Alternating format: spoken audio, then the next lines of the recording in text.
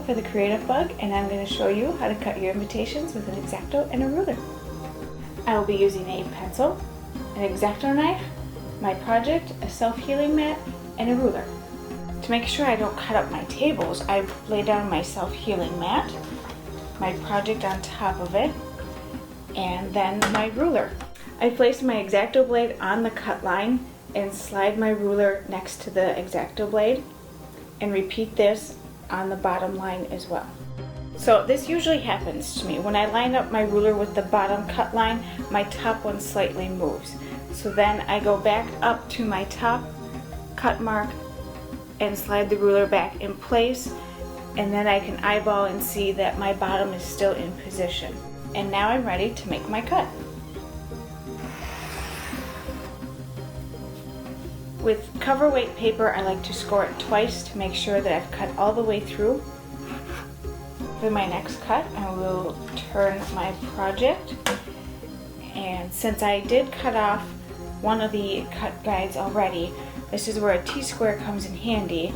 I'm going to line everything up against the table's edge, the cutting mat edge, and the ruler's edge. And I'm going to again line up my Xacto knife with the cut line.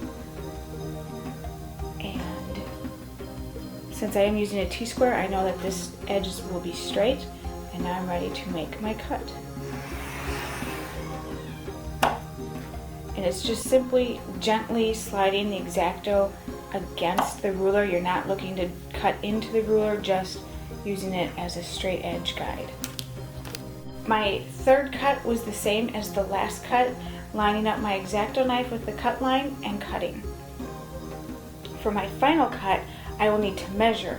This is where knowing your project size will come in very handy. So this is 5 by 7, 5 wide by 7 tall. So I will go ahead and measure since my project is lined up with my T-square.